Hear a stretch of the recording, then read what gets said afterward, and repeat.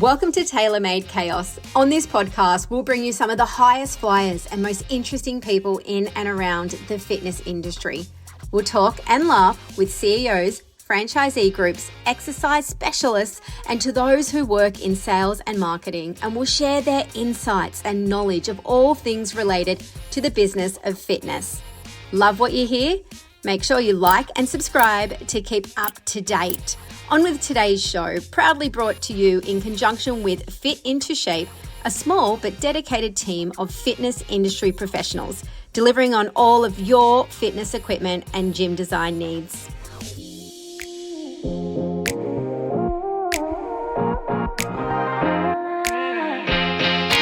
3, 2, 1. Welcome to another episode of Tailor Made Chaos. Today, I feel like it's a pretty unique experience. I'm not sure how many podcasts are done on the factory floor, let alone a factory floor in the middle of Pattaya or Pattaya region. Obviously, we'll get a bit more definition on that. But today, I feel absolutely privileged to have the company of John Sheaffe.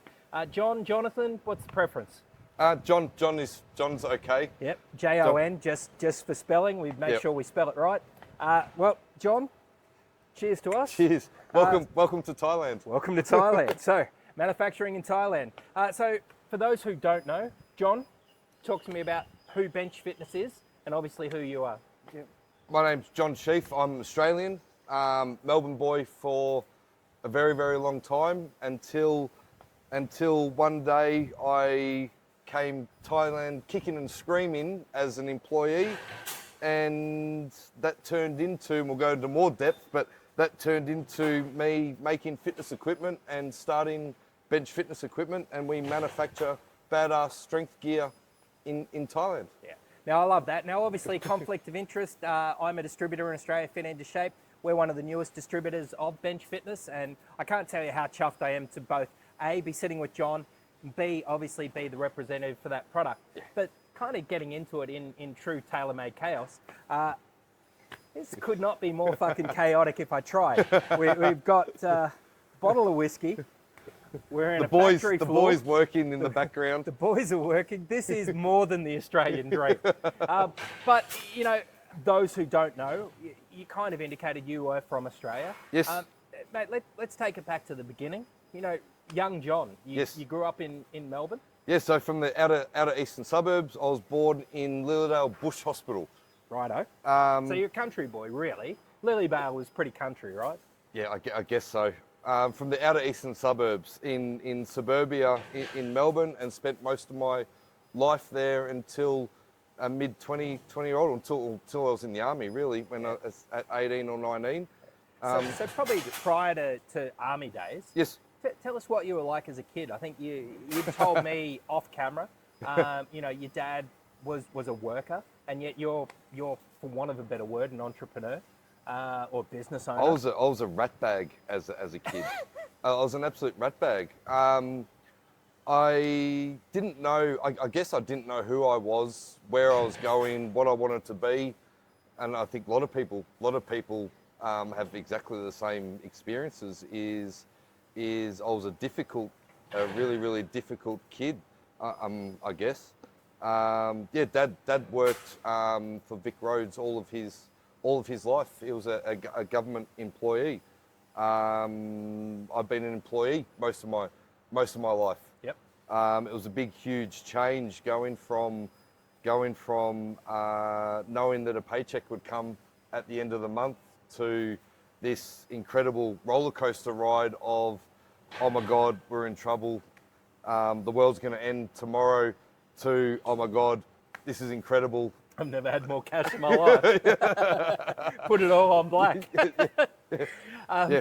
All right. So, Yep. I mean, you said you were a rat bag as a kid, not highly intellectual, or you were highly intelligent, just loved to mess around? I think maybe bored or not interested in authority. Yeah. I think. And you went on to the army. Fuck, Yeah. we'll talk about that. Yeah, I think I was a rat bag out of boredom, and being lazy at school. It was never of an interest. Just didn't suit you. Yeah, it didn't suit me at all. We talk about the army days, and And now I understand about the wrong way and the right way to do something, and there's the army way. And when I was in the army, I got into a lot of trouble. Didn't we both? But through my whole manufacturing career, I've worked in problem solving, continuous improvement, growing a business. So I think that maybe that mindset of wanting to do things differently, or challenging authority, or challenging the way things are being done as an adult, and learning how to do that the right way versus being a kid and maybe being rebellious in, no, I don't want to do it. Maybe, and that in the school system, I guess. Yeah. So, you know, a lot of people in fitness don't tend to, and I'm very stereotypical here, but a lot of them, you know, grew up being sports kids. Yes. You're into sports? Yeah, absolutely. I played basketball from a very, very young age. Yeah. Played basketball, played a lot, at a reasonable level. But I think also in the younger days, maybe being a little bit aggressive, not being able to control my emotions a little bit, that the basketball sort of didn't really continue. One, I didn't grow anymore and I didn't get any better, but I also think that maybe some emotional things stopped me from continuing playing basketball. Yeah. And definitely basketball was my world as a kid and as a teenager. You were into AFL or not really? I was. I actually came out of retirement. I actually have played international football. Came out of retirement. I played for the Bangkok Tigers. I played about 3 minutes before you went back into retirement. I pulled a hamstring. I hadn't played since I was about 4 or 5 years old. I can't kick. Definitely can't kick with my left. They talked me into playing. Being a fairly big bloke, they thought that I'd do quite well. And 3 minutes into the game, pulled a hamstring and sat on the side of the bench for the rest of it. Fair enough. Oh, the bench. Right. We might get to that story a little bit later on. What age, you know, you finished school? Did you go through to year 12? Yes, yeah, finished school. Yep. I joined the Army Reserves whilst I was still in high school. Okay. I can't remember the exact, 17 years old and X amount of months, I think that we could join. Okay. I always wanted to be a policeman. Okay. I always wanted to be a policeman, and we've got a lot of family friends, a lot of really, really close friends that were local police, and they completely disagreed with me wanting to join. And it was them and a very, very close friend that took me down to the local regiment and thought that may be a better path first, grow up a little bit. Yep. So I joined as in the Army Reserves whilst I was still in high school. Okay. I think it might have been 17 years and 4 months or something we could join, and we could do 150 days maybe, I can't remember the detail. Yep. So I was allowed to do my VCE and still be part of the Army. Okay. And then you finished your schooling and I think from memory, and it's always a little hazy with me, but you ended up going to Ready Reserve Scheme, was that right? Yeah, so it was, now again, I can't really remember the years, but it was around the time of the East Timor and Sydney Olympics. Yeah. I feel like that we were brainwashed quite a lot to transfer to full-time. Yeah. And group, and this was 4CER in Ringwood, that a lot went Sydney Olympics, and I could be off with my years.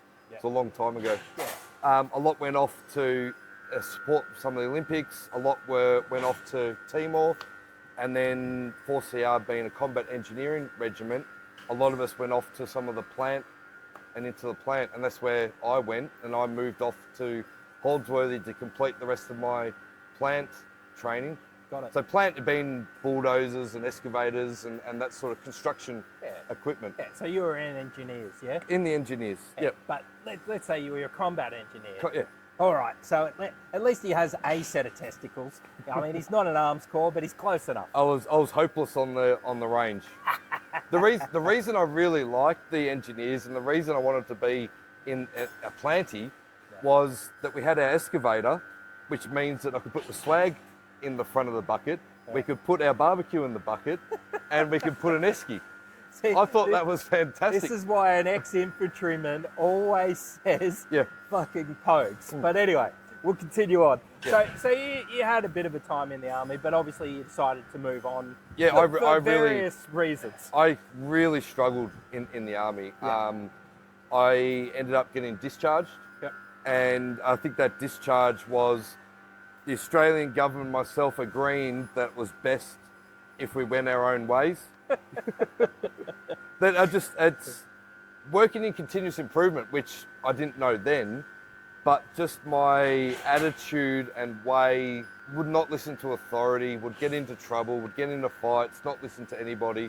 Yeah. It just was not the right position. When people ask me about the short time that I was in, Yep. I always say to people that I'm glad that I did it. Yeah. I'm glad I did it, but I'm glad that I'm out, and I'm glad that I didn't stay in. Yeah. Yeah, and you don't realise that until many, many years later that whilst I struggled in the army and I was a rat bag, it probably helped set some foundations of being a better person and going down a far better path. Yeah, maybe you would have taken a very different direction had Correct. you not gone to the police, had you not Absolutely. gone down that authoritarian sort of absolutely. background. So I guess we'll never know. But so after the army, what happened then? After the army, I was working some local jobs. I worked at Pedders. I was fitting tyres. Yep. I was working security at night time. Yep. In some pretty cool nightclubs. Places of ill repute, shall we say? Yeah. Until I was really, really lucky that my godfather gave me a job working in the maintenance department in his manufacturing business. Okay. And that really started the change and the shift of my mindset of I'm okay, I'm good enough, I'm smart, and the development then of I am a smart guy and I just need to apply myself and I can do whatever I want. Yeah. And that first job in manufacturing, in the maintenance department and welding and jigs and fixtures and fixing things, started that love of lean manufacturing and process improvement and started that fire and that confidence and was the start of that journey through the manufacturing world and through organisational structures. Yeah. I mean, one of the cool things about Australia, whilst manufacturing has died off a lot because Absolutely. of the cost of employment and the like, we had some amazing manufacturing that was done in Australia and some really good lean manufacturing processes. I guess that was your apprenticeship into business, though, to a simple degree, yeah? I was really, really, really lucky that not only my godfather around me, but people within the manufacturing industry in Victoria really helped and coached me to understand that the path and the quick path, the growth and through an organisational structure is solving problems. Rather than focusing and learning a specific material or product, focus on learning about process and process improvement and problem solving. Yeah. Well, I mean, you know, for those who are listening who are significantly younger than us, Yes. they may not remember that there was significant automobile manufacturing in both South Australia and Victoria, both the Ford plant, Yeah, the Holden plants were in Australia. Absolutely. And there was a long heritage of manufacturing that I dare say, whilst you weren't in automobiles, Yep. there was still that expertise that flowed through many, many industries.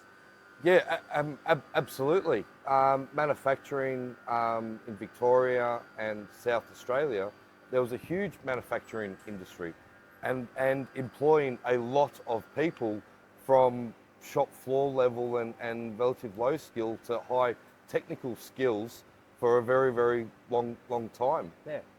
So, obviously, we fast forward a few years. Yes. You were working in manufacturing for quite a while. You were doing Yes. welding, jigs, all that type of thing. Yeah. Mate, we're on the opposite side nearly Yep. of the world in Thailand. How the fuck did you go from being a Melbourne boy to being up in Thailand? I was really, really lucky that there was some incredible people within the manufacturing world that believed in me, that gave me some really, really good opportunities. I've only ever worked for 3 companies. Yep. I've been manufacturing for 25 years. I've worked for 3 companies, Yep. essentially, not including Bench Fitness.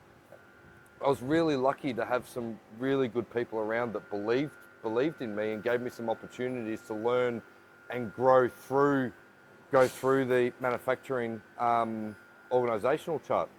How I ended up in Thailand, I was working for an Australian manufacturing company called Anca, ANCA, that builds some incredible tool grinding machines. And I was working for them, and I was only there for a very short time. I was there in their Bayswater plant. I was there for just over a year. Okay. In December of 2012, I was called into the global MD's office. Called into his office, and he essentially sat me down, put a contract across the table and said, "You're going to Thailand. If you don't sign the contract, by the end of the day, I'm going to fire you. Get out of my office." Doesn't sound like HR was strong in the company, but I don't know if they didn't know what else to do with me, or there was no one else that would take the job, or what I believe is this person really knew how to get the most out of me and how to get a reaction out of me. Yep. It sounds really brutal and really rough, and I did come here kicking and screaming. But this person that set me on this incredible path, now 13 years later, is somebody that is really close to me, that I see, that I look up to, and that's a mentor, and that I'm on the phone to every other month. I think that get out of the office, he just knew that the right things to tick and to get me excited, or stressed or worried. Sometimes it's key that some people see something in us that we don't see in ourselves, and you talk about it being good fortune, but remembering those things is probably a really important life lesson. I remember a conversation. I remember that company. I remember a conversation that I had with the manufacturing manager at the time, and he said to me, by going to Thailand, you won't realise it now, but it will set you on a completely different trajectory. Didn't understand it whatsoever for the first few years. Yeah. And years later, absolutely, as a young 30, I think I might have been 32, 31, 32, been sent over to Thailand to run a manufacturing facility, was an incredible opportunity. Yeah. That you learn a hell of a lot about how you manage people, how you manage yourself, how you survive and how you grow, and how you learn with the limited resources. So it was an incredible opportunity that I had, that I didn't realise at the time how lucky I was to be given that. Yeah. Now, again, we sort of fast forward a little bit, but we're now sitting in a facility. I think this is the third or the fourth sort of extension of that facility. Yep. But backtrack a little. Where did you go from this decision to be in manufacturing to become a manufacturer? What sort of sparked that interest?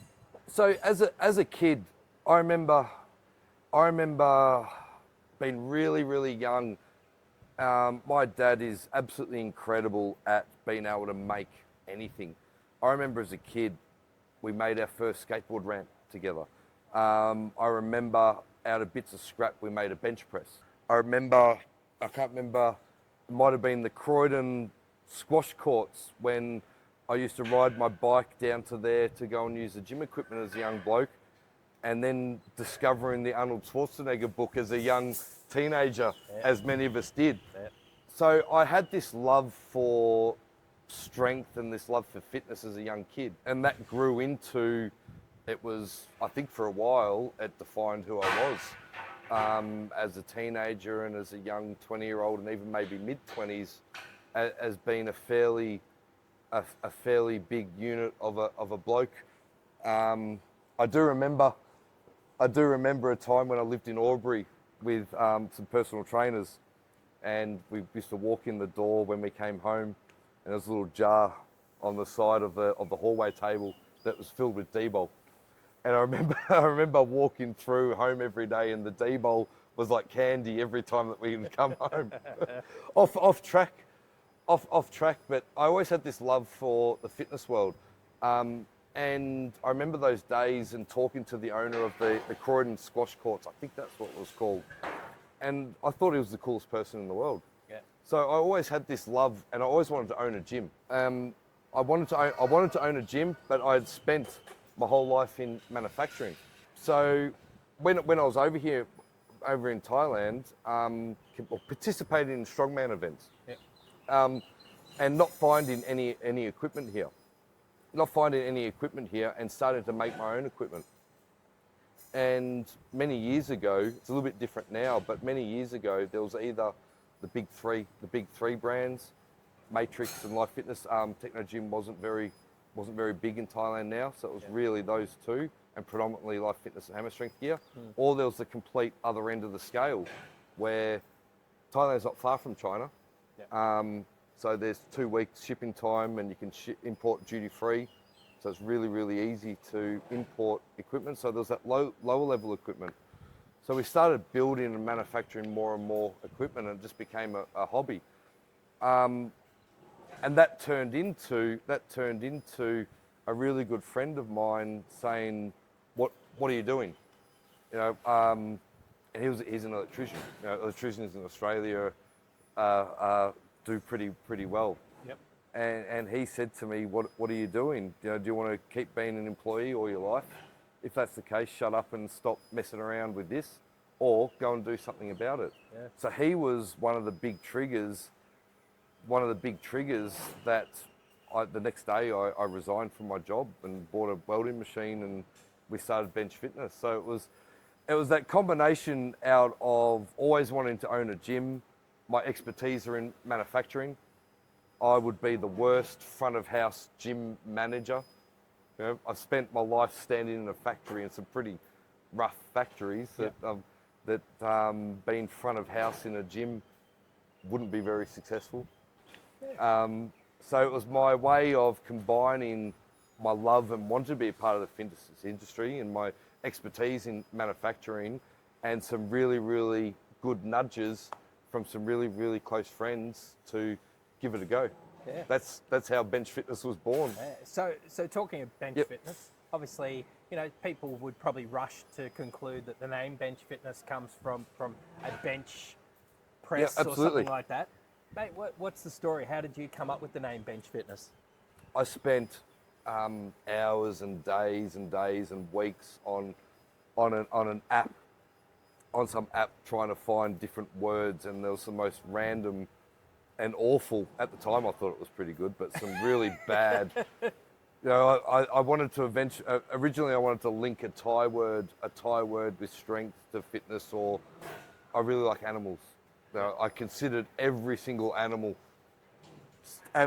fitness. Hippo fitness. I love rhino fitness. Everything you can ever imagine. I don't know how I stumbled across it, but I chose the word bench out of a play on words. Yes, bench press, but in a courtroom, the judge sits behind a bench. So I felt like the play on words, and everybody automatically thinks that bench fitness is about benches and bench pressing, but it was more about that the judge is sitting behind the bench. And he's elevated, and he's the one that makes the decisions, and he's the one that says what's right and wrong. And he's the one that makes the decision. So that really resonated with me about what's right and wrong. So that was the reason for Bench Fitness. Yeah, no, wonderful. Now, obviously, there's a very important person in your life. Yes. Who sort of grounded you a fair bit, I'm assuming. Yes. Or maybe led you more astray than I care to know. But talk to me about Anne. How did you meet her? How has she, been involved in the business?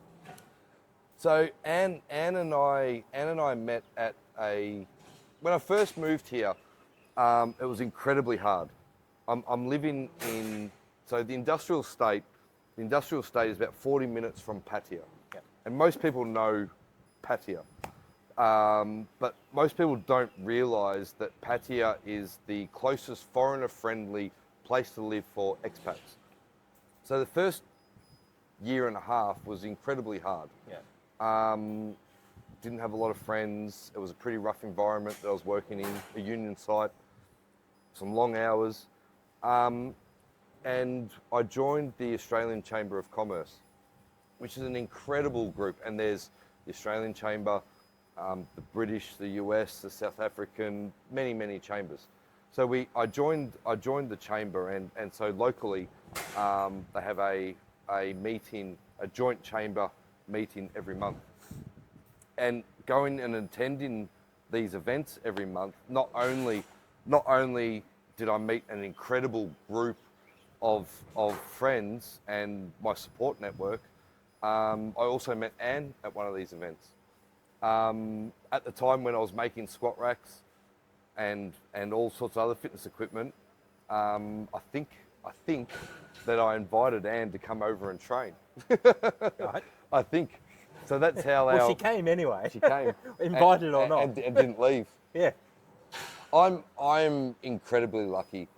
When I resigned from my job, Anne covered us. And Anne covered us for years. Now Anne's now full-time in the business. Yeah. She is our shipping guru. I like to tell her that I married her because I'm the manufacturing expert and she's the shipping expert, so we're a good match. So I married you at convenience, but this time in reverse. Like normally it's the other way around. If it wasn't for Anne, bench fitness would not have. It would have started. It would have finished very quickly. So she's a hugely valuable resource. Oh, absolutely. We lived in Anne's partner. condo. Yeah. we lived in Anne's condo.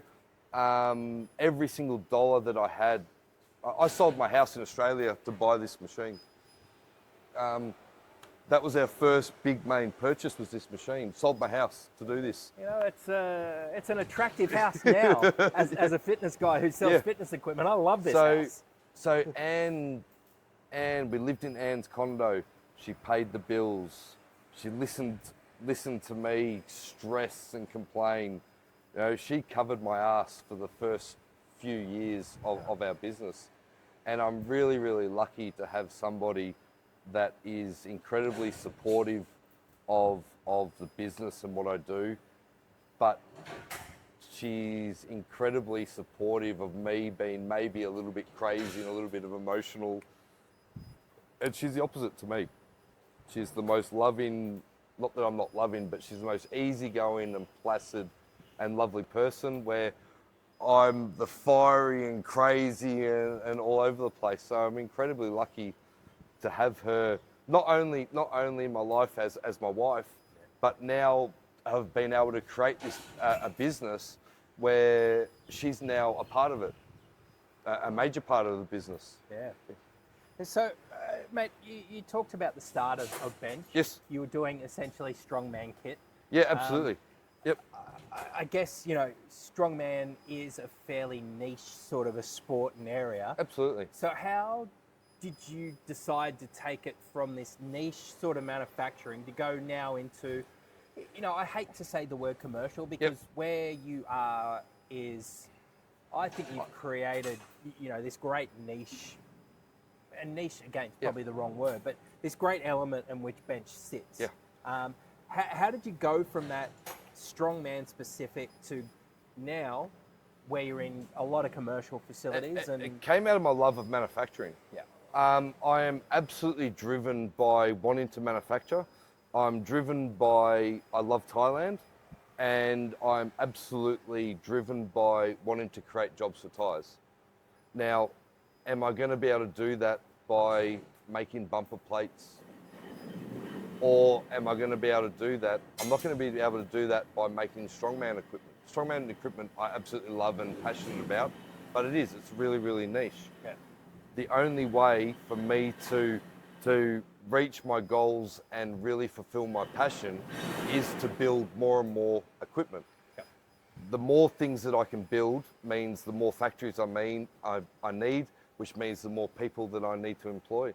I remember writing down before I started the business what my goal was, and it wasn't about I want to make X or I need this much money. My first goal is I want to employ 100 guys, and originally I thought that goal would mean through some outsourcing, and it's too grey.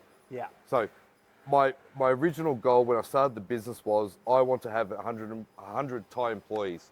because I've helped create jobs for 100 tyres. And we'll hit that goal this year. Awesome. We'll absolutely smash this goal this year. So my passion out of wanting to manufacture, my passion out of I love being in Thailand, and my passion out of Thai manufacturing was my driver of what do I manufacture. Got it. And now I suppose, I'm sitting looking at this coffee mug, and now you'll need to turn it back around for me, even though it's not filled with coffee. But, gym equipment that's built to be durable, tough and strong. Yep. There are a lot of equipment manufacturers that claim to be durable, tough and strong. I don't think I've met or being involved in a facility that really totally embraces that motto like Bench. But obviously that was an evolution. So kind of talk to me. How have you gone from doing that strongman stuff, which I guess had to be strong and durable, but then having the vision to go to the Exceed line, which I think it does exceed every element of what you've written in that marketing statement. So strongman equipment can be heavy. Yeah. You're going to lift it up, and if it's already heavy, then less plates that you're going to put on. You want something that's never going to break. And so that design philosophy of making something that was never going to break carried over into everything else that we did. And this statement of gym equipment that's built durable, tough and strong has evolved. My first design philosophy was build something that's badass and subtle. And what I meant, that original design focus was the equipment's badass, but the Bench Fitness branding is subtle. Yeah. And the reason I originally did that was I just felt like, as a gym operator, why do you want to be promoting fitness equipment brand X? Yeah. When on a lot of equipment you have this incredible amount of space that can be personalized with logos. So that's the subtleness of the design. Was we always had these really small bench logos only, and the design evolved into doing a lot of personalization and a lot of colors. Yeah.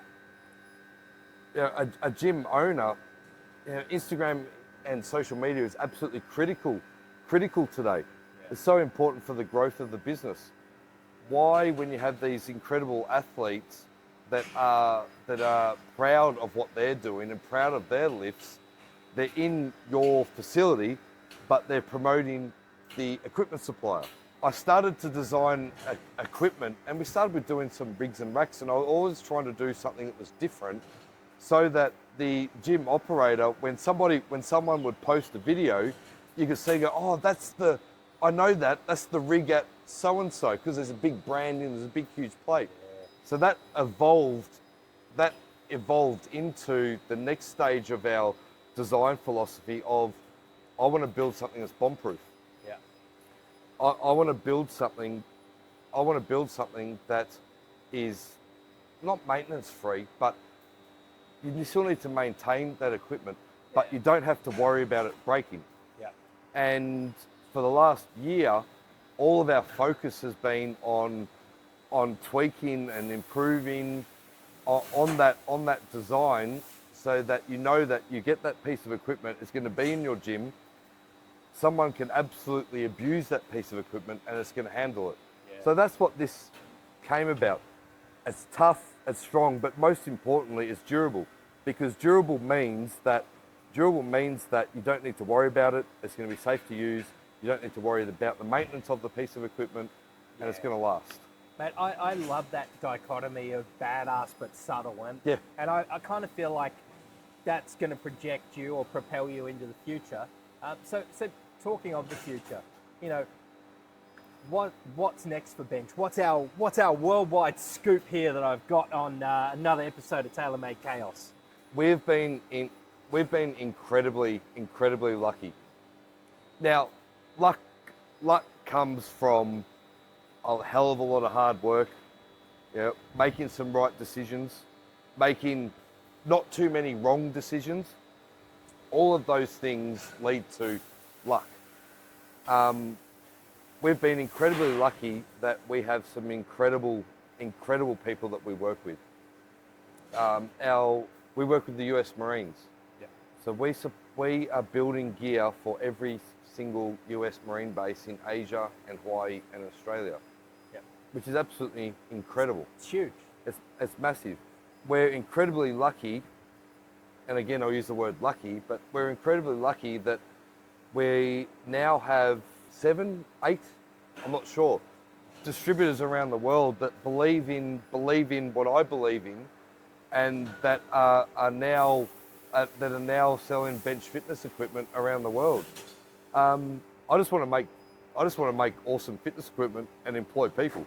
Yeah. So what's next for bench fitness is a lot more an expansion to the product range. We've got some really cool stuff that we're launching this month that you've seen over in the other factory. So it's the expansion of the product range that means that there's more jobs. I need a bigger factory. I need more people, and I'm creating more jobs. And because of the more equipment and the more machines that we're doing, means that more people want to have our equipment, and it means more distributors want to sell our equipment. Yeah. So Well, that's our growth plan for us. Well, it's interesting, right? You said that employ 100 people was Yep. a bit grey. And I think, by extension, by working with distributors, you're hitting that grey area. Correct. Correct. I know as a distributor, us taking on the bench range means we need to take on more employees. Now, we can't afford as many Thai employees as what you can, but what you're doing is allowing distribution to move forward, and it gives the opportunity for more people to be employed. So I think it's a really good metric, and sometimes it's got me in trouble as well.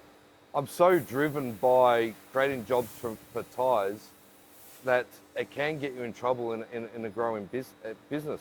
An interesting point that you mentioned is we're in an industrial area where we have companies like ARB, Harley Davidson, Ducati, Triumph, LG, BMW.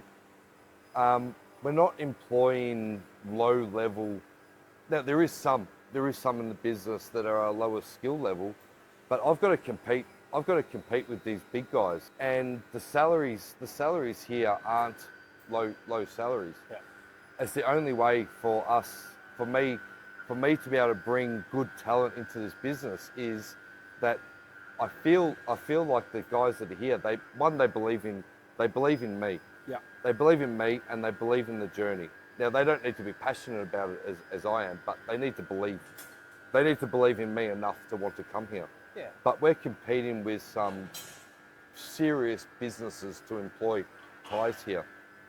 I've lost my train of thought on where we're going. Well, when we have a few of these, Yes. and we've had a couple, the train of thought does tend to go. But I guess we're probably reaching a close. But is there anything else you wanted to talk about before we sort of finish up here and probably head off to the bar? Yeah, I think one of the things I didn't realise when I started the business, I didn't realise this from both a Thai perspective and a international perspective, is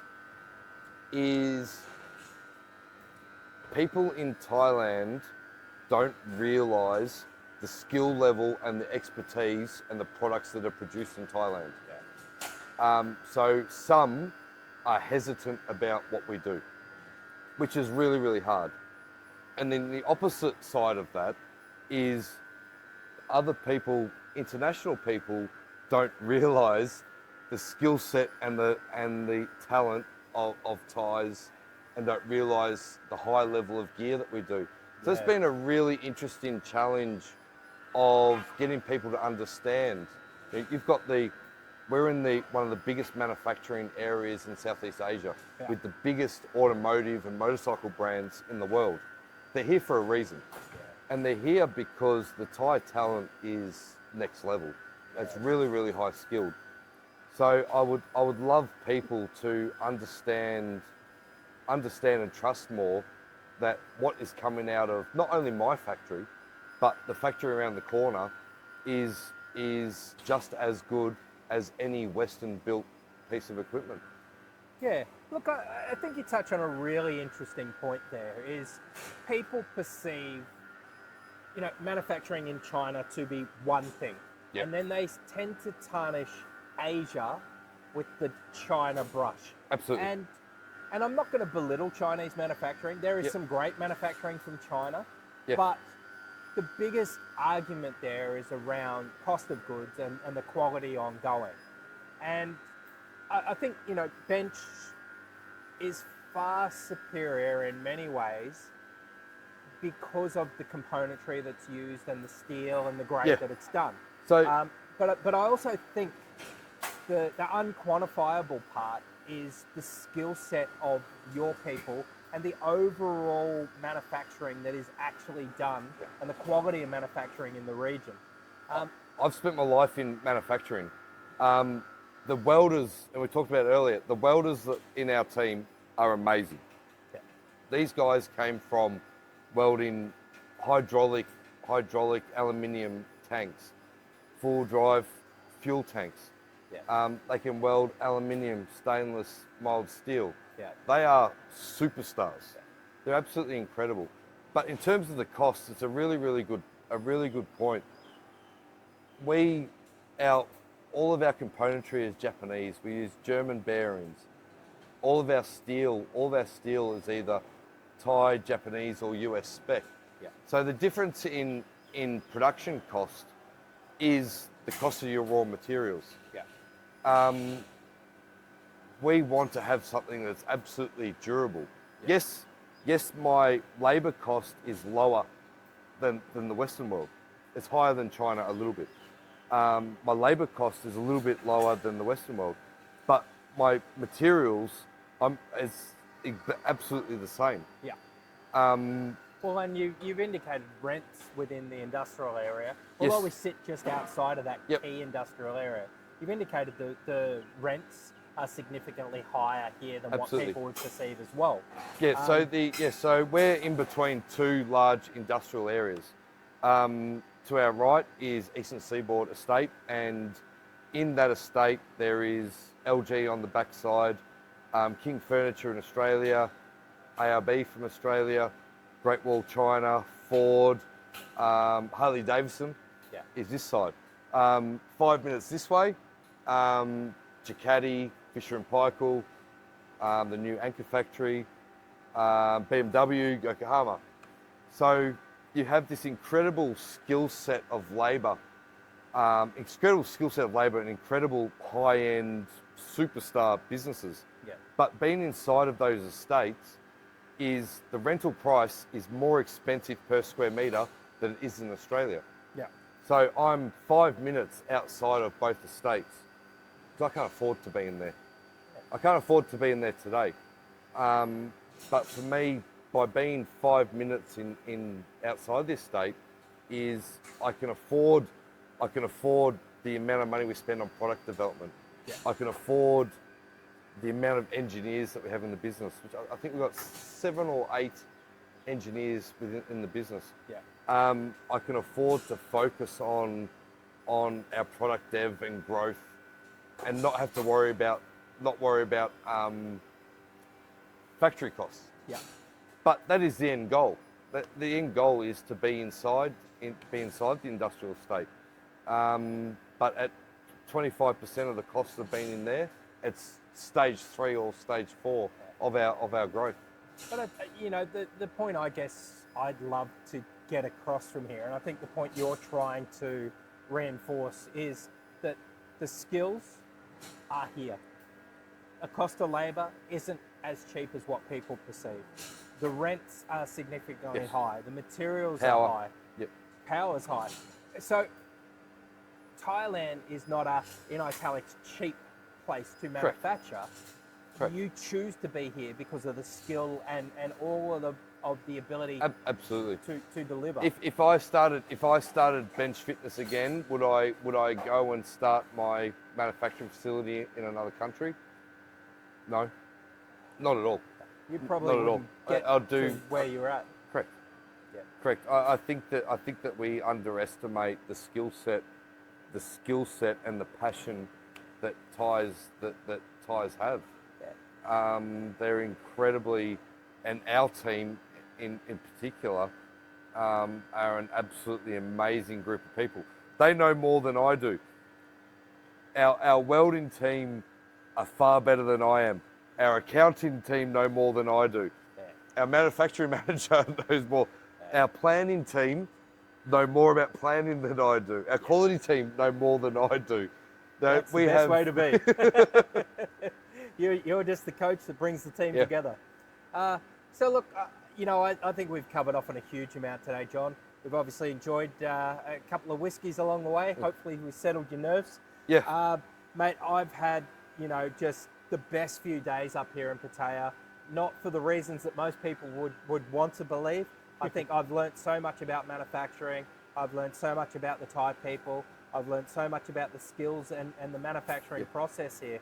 And I guess, I hope that message can get out to the greater audience, that they really understand that Asia doesn't mean cheap. Asia can Absolutely mean not. high quality, best, in Absolutely not. class, and just good value as a result of that East meets West, philosophy that you've talked about. Absolutely. I think that's a really, really good closing statement, is the blend of East meets West.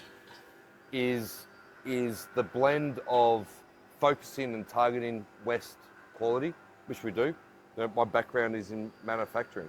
Yep. My expectations, when I was an employee and when I worked in Australia, my expectations haven't changed when I came here. Yep. It doesn't mean because we're now manufacturing in the East, I accept a low level of anything. Yeah.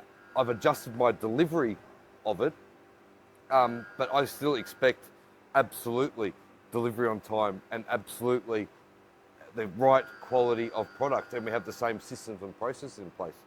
But it's the targeting to target a more reasonable cost base. Now, you end up in the middle, and I think successful businesses in Thailand and in Asia is finding the right blend and the right mix of maintaining your same West expectations and quality, but you've got to adjust the delivery of it. Yep. Well, I don't think I can sum it up any better than what John just has. All I can say in closing is I am so excited as a distributor in Australia to be representing the Bench brand. I truly feel privileged and cannot wait to see what the future of that development brings. I hope we live up to John's expectations. He does set high expectations, and I feel like our little business Fit Into Shape will hopefully deliver on that. But on a personal level, I'm personally so thrilled to be working with somebody who is just so passionate about the equipment that they put out the door, and that attention to detail, that OCD nature. I think, all of that ruffian as a kid has, that roughing out of the edges through the army, going through manufacturing has led us to be in this pretty special place. And all I can say is thank you very much for the opportunity, John. And Thank you very much. I hope we live up to your expectations. Yeah, absolutely. Just remember, the only expectation that I have is that every visitor that comes to my factory has to lift an Atlas stone before they go. So we'll do that when we sign off, and we'll lift some concrete stones. Yeah. Always good that ambitions and capabilities are certainly mixed when we add a bit of alcohol into the situation. I'm Glenn Taylor. This is John Sheaffe. We thank you very much for tuning in. And this is out from the Bench Fitness manufacturing facility in Pattaya Slant. Rayong. We're in Rayong. We're in Plokdang, Rayong. He is also bilingual. One of the factories. Another man who makes me feel inferior in his knowledge of manufacturing, his ability to speak multilingual, and to oversee this great manufacturing facility. Pattaya, Rayong. This is us out. Thank you.